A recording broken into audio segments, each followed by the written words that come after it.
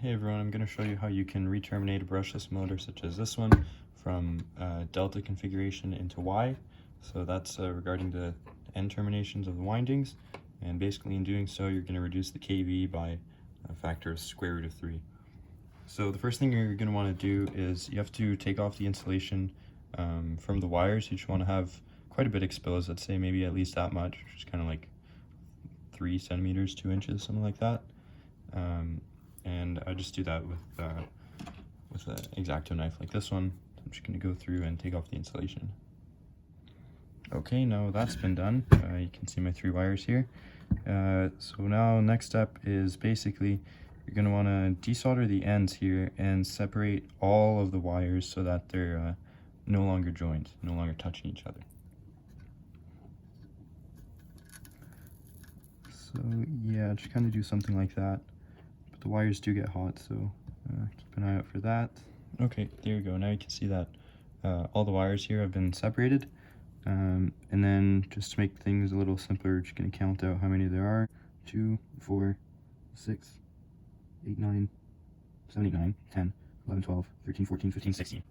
So we know that each phase has 16 wires. I'm only going to do that to 2 of the 3 phases.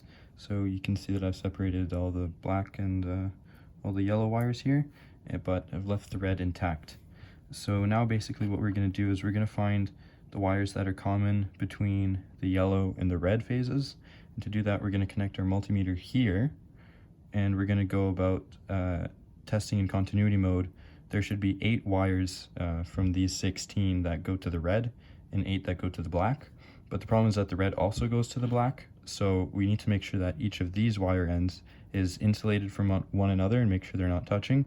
So I like to do that using little pieces of heat shrink, and you slide it over each individual wire. Got the multimeter here. I'm gonna set it to continuity. So now that should beep whenever we have continuity.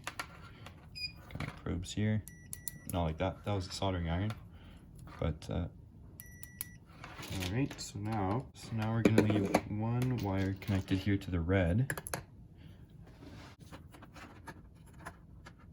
Okay. So now this one's on the red. And now we should have continuity between 6 wires here that go to the yellow. So let's test this first one.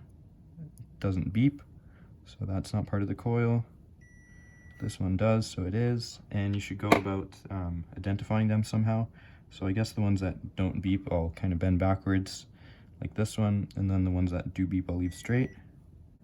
Okay, so now they're all separated. These 8 do not have continuity to the red, and these 8 do. So let's just count them to make sure.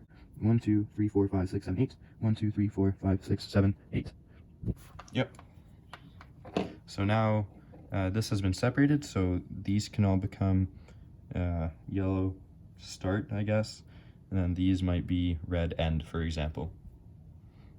So basically now these will all be joined together as like one pack, and then these will all be joined together as a separate pack. Now since all of these wires here beeped when we checked with the red, I'm going to solder them all together, and then we're basically going to do the same thing to the red wire. We're going to split them all apart and then see which wires have continuity to this bundle over here.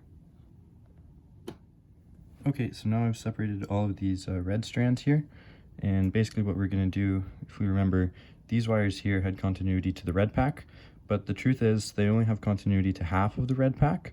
The only reason it worked for all of them is because they were soldered all together. So now we're going to get the meter again, set it to continuity mode, and we're going to do the same thing. We're going to connect one wire to this one over here, and then now with the other lead, once again, only half of the red wires should have continuity with this. So let's go through test. So now we count again to make sure. 1, 2, 3, 4, 5, 6, 7, 8. And 1, 2, 3, 4, 5, 6, 7, 8. These all do. And these all do not. Okay, so now we know that these ones here share a coil with this wire over here. This yellow heat shrink shares a coil with half of these, and the other half of these share a coil with these over here. So now basically what I'm going to do is I'm going to solder all of these ones together, and I guess all of these ones together as well. And we're going to do the same thing but with these wires here that we left insulated. Okay, so now I've just soldered them all together. So these are the ones that beeped, these are the ones that didn't, and we're going to basically do the same thing now. We're going to change this clip over here, and then now we're going to test through all of these wires, and half of them should beep and half of them shouldn't, and we're going to separate them into those two groups. Okay, so now these 8 wires beep, meaning these 2 are one coil. See, they all beep here. And these ones do not beep, which means that they will beep with that first yellow pack that we separated out. So now I'm just going to solder all of these together, and basically we're done at this point. We've found all the separate coil pairs in the motor. So now, if we were to connect it as it were before, you know, join these 2, join these 2, and join these 2, that would be in a delta configuration. However, if we take one from each phase wire, so one here, and this pack here, join all of those together, and use the 3 remaining ones, that would be in a Y termination, which again reduces your kV rating. So that's what I'm going to do. And now we're done. We can see that we have broken up each of the 3 wires that were originally from the motor into 6 wires here, and 3 different pairs. So if we were to connect it just as it were before, these 2 together, these 2 together, and these 2 together, then it would be configured as a delta motor. However, if we take one from each, say this one, and this one, and we group these 3 into a bundle and solder them together, these remaining 3 wires will become our new phase wires, and that'll be rewound as a Y motor, and it'll reduce the kV by a factor of square root of 3. So that's what I'm going to be doing now. I'm going to solder one from each of these together, kind of like so, and then we'll be left with 1, 2, 3 wires here that'll go to our ESC, and we should be good. All right, there you go. I've soldered to my speed controller. So here you can see this is our sort of neutral point. You can see 1/2 of each of those wires is coming to the neutral, so this is just going to be insulated and we're going to ignore it. And then the other half from each phase goes to each phase of the speed controller, and I'm going to plug it in, configure, and test. So I actually lied. In connecting these 3 wires like this, didn't actually make the motor work. The ESC just fails to detect it and doesn't spin properly, just kind of shakes. And I think I figured out why. Is that some of these wires just connected kind of the wrong pair between them. You know, here there are 2 and I connected the wrong one. And I found an easy way to tell is if you hold the motor and you spin the shaft, I'm not sure how well you can see, but you can feel it kind of like click over into different positions.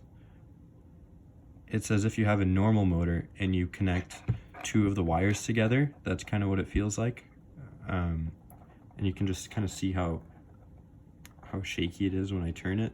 You know, the torque is very inconsistent. So basically all I have to do now is unsolder this neutral point here that I made and just try different pairs of wires. And then one of them should make the motor not kind of click when I do this. And then I believe that is the correct configuration. Okay, so now I've re-separated all of the wires and the motor spins nice and free. So I'll show you an easy way to find what works. So easy way to do it is you take an alligator lead, just like this one here, and you're going to use it to connect 2 wires, kind of like this, and then you connect a third.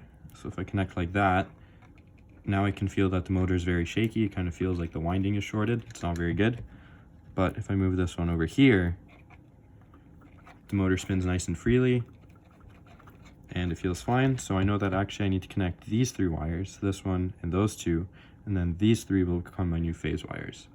So basically you just find out which one it is by seeing, you connect 3 together and see which ones make it spin freely, and then that's your neutral point.